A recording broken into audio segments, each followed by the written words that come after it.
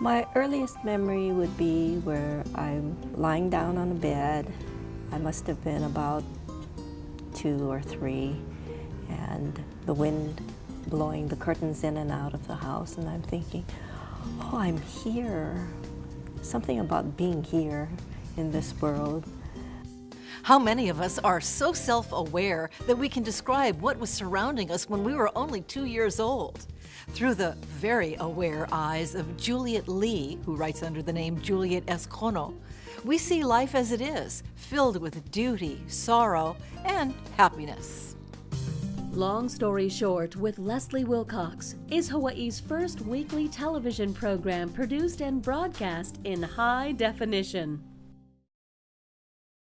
Aloha mai kako, I'm Leslie Wilcox. If you were born in the 1940s or earlier, you've lived through a world war and you've seen Hawaii grow from a quiet, plantation-based society to a center of commerce. For Juliet Lee, who is also the Hawaii author and poet known as Juliet S, observations of growing up in Hilo, like the hapu'u that her mother used for growing orchids, the flying ashes of sugarcane fires, a tsunami tearing through Hilo town, are the ones that are locked in her mind forever. And these experiences shape the story of her life. You were a blackout baby. Right. And you've written about it. What does that mean? I was born during the war, during the blackout, so we were called blackout babies. That was in 1943, and my mom, went to the hospital, Matayoshi Hospital. I was born in Matayoshi Hospital, and so I wrote a poem about being a blackout baby. Yeah. And that means the windows were pinned with black. I mean, all the windows were painted, I think. Oh, painted. Yeah. And then there were gas masks hanging on the walls that you said looked like insects. And the light bulbs were all painted black with just the bottom of the light bulb. You know how they are pear-shaped, but just the bottom had this light shaft that would come down. So everybody had to go to bed early because the lights off. Lights off, right. And I think you talked about looking at the ceiling and watching shadows dance. Right. What happened to you when you were 3? Well, it was just before I was 3, actually, and it was April Fool's Day. The tsunami came in 1946, and early in the morning, my mother was saying, "Daddy, look outside. It seems so strange with the water receding." And my father said, "Yeah, it's so strange." And they were having breakfast about 7 o'clock. And you lived right on the edge of the water? Water, right in front of Liliuokalani Park, the Japanese tea garden. I guess my parents didn't think anything of it until they heard people yelling and screaming, "It's a tidal wave, it's a tidal wave." In those days, no public education about tsunami, right. No early warning. No early warning. And the wave, my father saw the wave coming in near the breakwater. So he said he's going to run down to start the car. What kind of car? A Model T. It was a brand new car. I think it was a Ford Model T with a rumble seat. I'm not sure, but that's the image I have. And my mother said, okay, she's going to get some of her valuables together. And she woke up my aunt, who was living with us at the time. She woke her up and gave me to my aunt to take care of. My mother grabbed my sister. And but by that time, the first wave hit.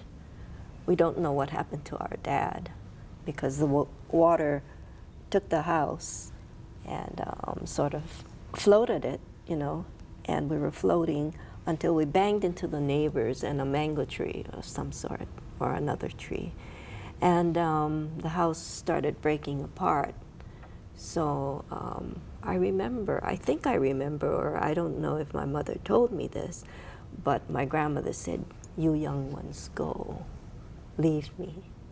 And I don't know if I remember this, but she was waving to us. And she stayed in the breaking up house? A house, yeah, holding on to a post. But my aunt took me and she fell in a hole. So she was trying to lift me up. so I could breathe above the water. And somebody took me, saw me, and took me, but left her in the hold. My mother, we lost, my mom, sight of her and my sister.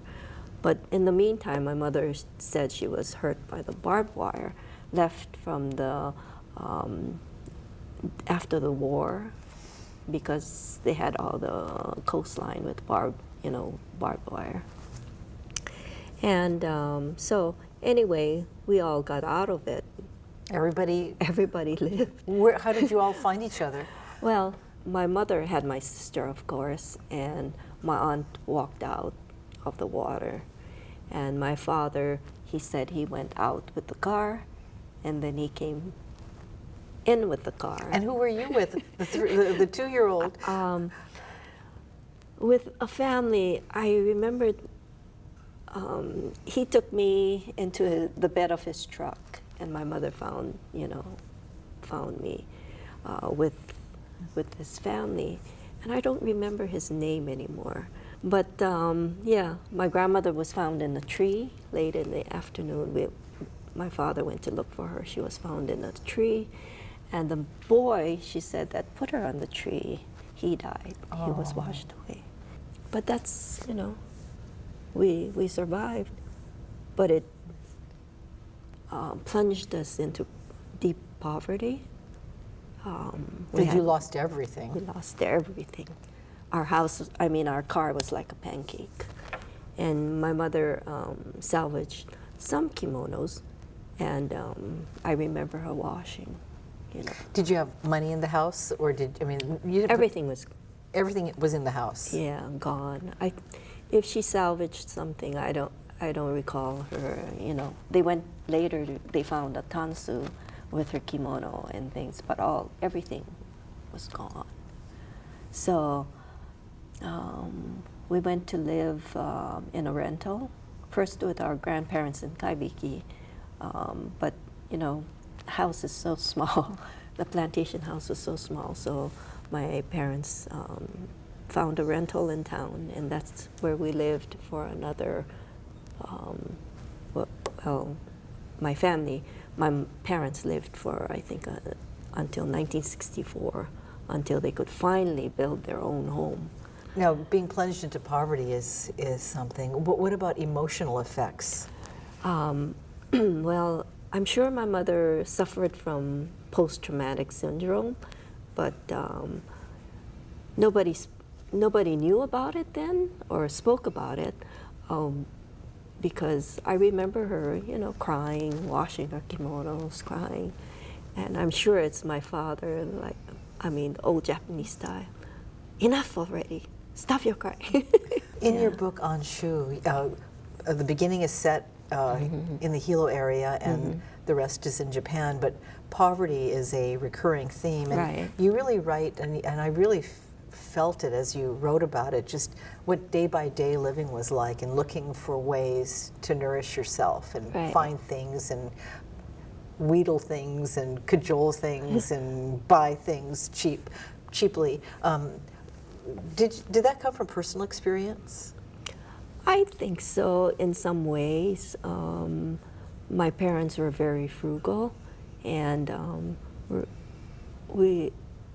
I remember my mother having vanda flowers, having my father go out to buy hapu stands so we could have a vanda patch in the back of our rental so that she could pick flowers and sell it for a penny a piece.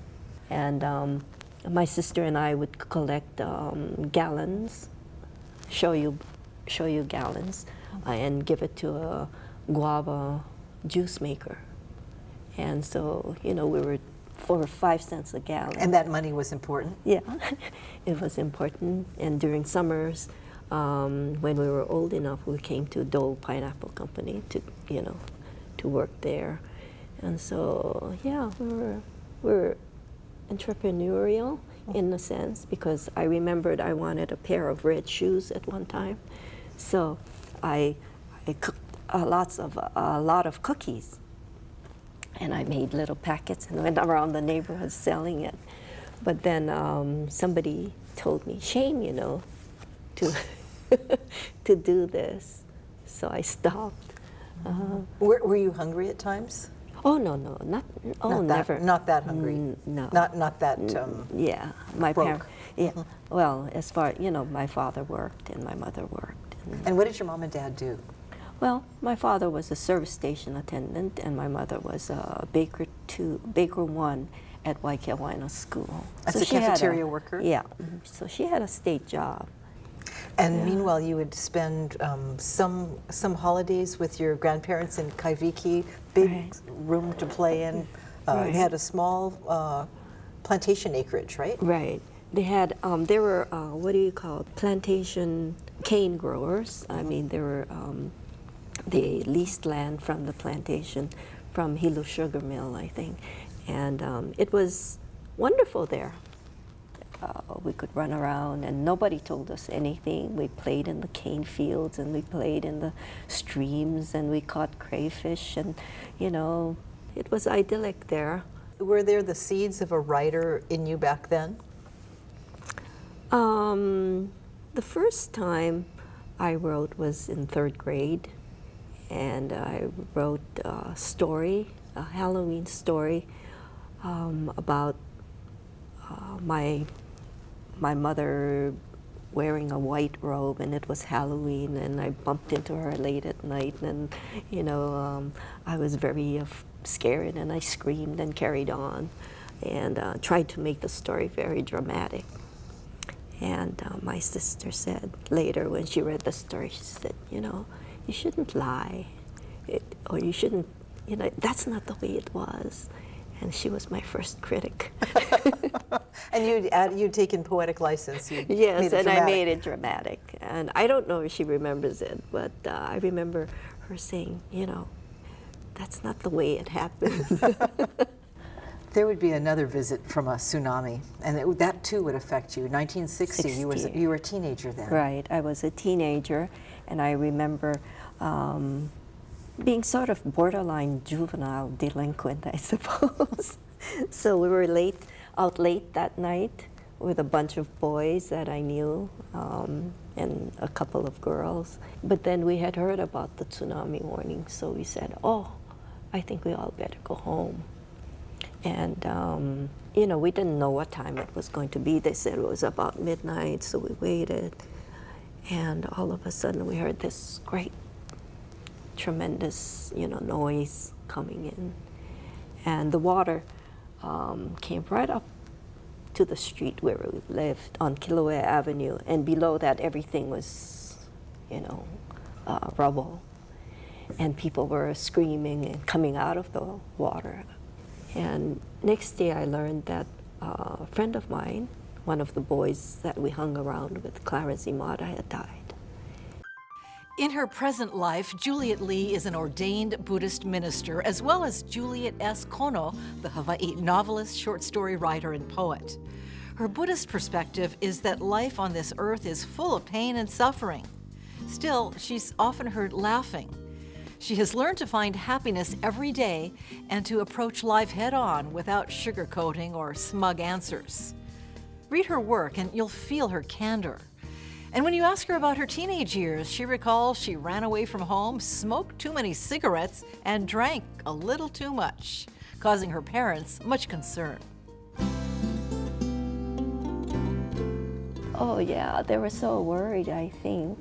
And, you know, they were distressed. They were very, very unhappy. And your attitude about it was?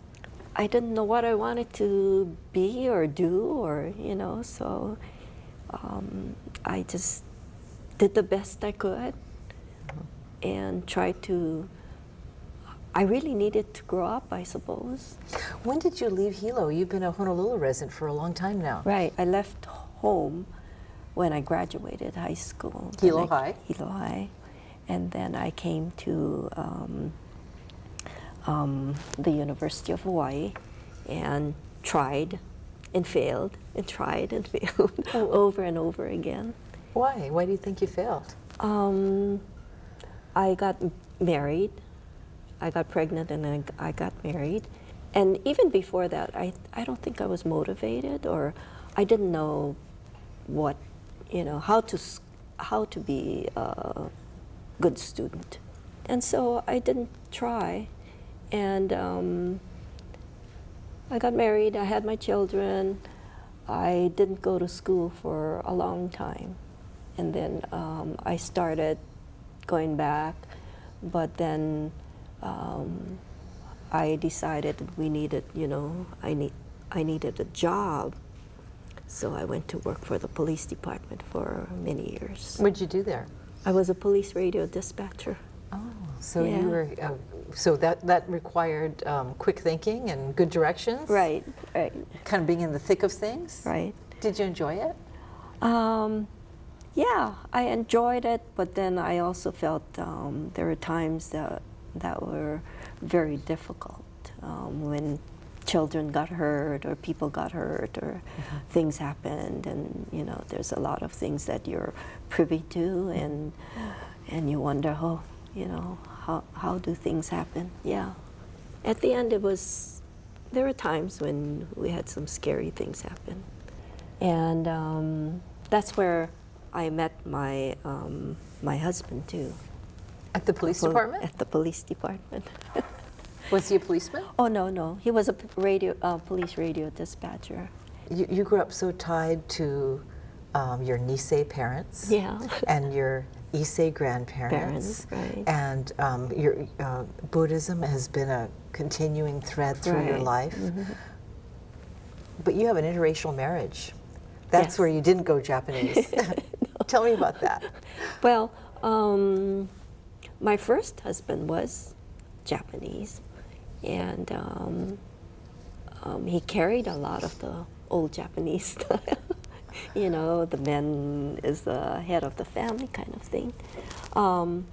And I don't know, it wasn't that I said to myself, oh, I'm going to get married to somebody of a different race or anything. It just happened that, we fell in love, and so it was just that.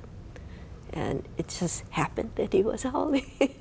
And was there any dissonance along the way with your family or with you? No.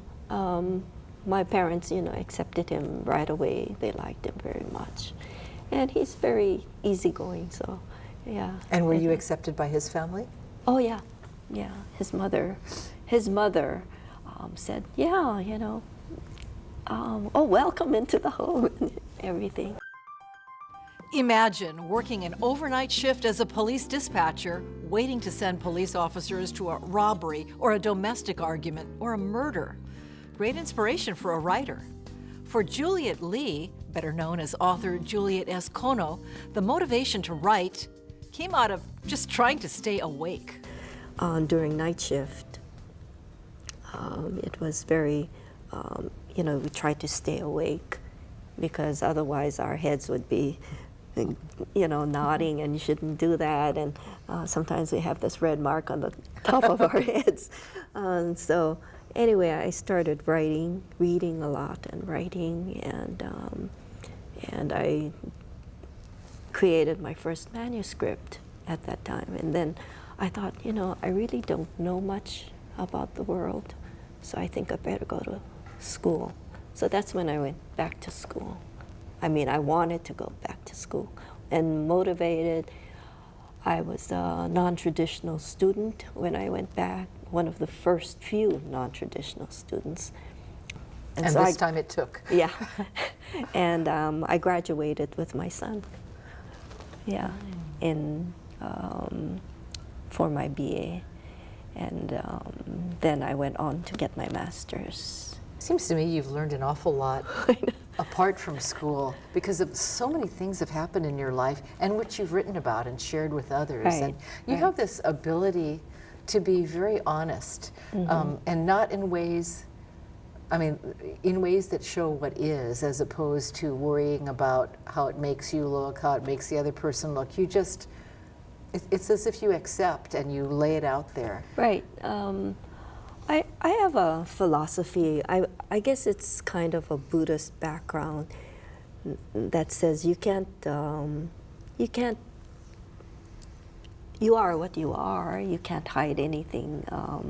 That's you, and I guess people say, "Oh, wow, you don't feel uncomfortable with it, what you're saying sometimes." And I say, no, I don't think so. Not anymore.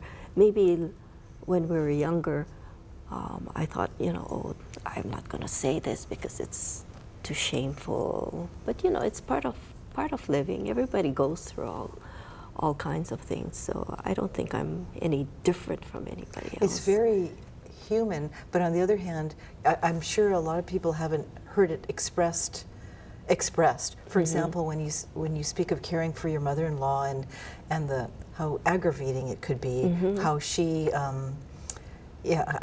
would shoot the grateful looks to your husband, but for you, she had no aloha, but you were bathing her and taking care of her, and she wanted to be the kind of the queen of the house. Right, she was the queen bee. and you said sometimes it got ludicrous, this sort of competition, yes. But on the other hand, it was a real part of the day. And who would make the first stand in the day? Yeah, I wrote about her. I wrote about, in tsunami years, I wrote about her, and I wrote about my mother's depression, and then later I wrote about my son's death. So that book has these three areas that I talk about, and people say, "Oh, aren't you afraid of talking about your son, in this manner?" And I said, no.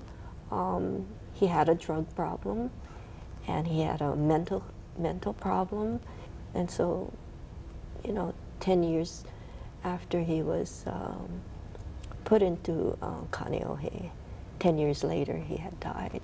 So I mean, people say, "Oh, I'm sorry," but there's nothing really to be really sorry about. That was his life, and But kind of accept it. Have you self-edited, self-censored? Lois Ann Yamanaka always talked about the kernel of truth.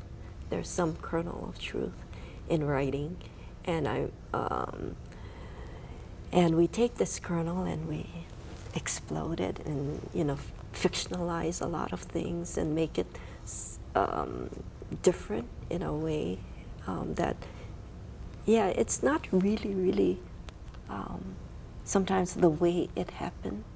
We do kind of verbal acrobatics to make it better. This is what my mother said when she first read Hilo-born, and she was afraid. She said, "Oh, what are you saying in these poems?" And she read it and she said, "It sounds better. Our lives sound better." For most writers, the characters, words, and emotions come from within. They pull moments and memories from their lives to form their stories. As a writer, Juliet S. Kono, known in her personal life as Juliet Lee, dips into that well of her life, composing words that can at times provide meaning and comfort to our lives. You wrote an entire book called Anshu, Dark Sorrow, and Tsunami Years was all about tragic events and lives. So you've spent a lot of time thinking about sorrow and sadness and And sorrow. People say, "Oh, you usually, very happy every day," and yet, how come where does that all come from? And I said, I don't know. It's just, what I think about a lot, because things are so random sometimes. You don't, you have to really try to understand these things. there's a passage in your book, Anshu, which I would love if you would read to us. Okay. It seems to me it's the question we all ask ourselves at times of pain and distress and deep disappointment. And in this case, a mother has lost her baby to radiation sickness after the Hiroshima bombing. And she asks her Buddhist priest, why did this happen? And here's what you wrote. Okay. Why did this happen? I asked, looking up at him. No one knows. There are no answers to death, the hearts of men, the will of countries, the way of the world. We can only accept things as they are in a tragedy like this. But what happened to us, to Sumie, everyone, is difficult for me to accept. Aren't you the least bit angry? I understand the anger, but anger carries with it a different kind of destruction. It will eat at your heart if you give in to it, to no avail. It will only leave you unhappy and troubled. I guess I don't understand anything. So. And to say that is a lot better than a pat answer, isn't it? About, Yeah.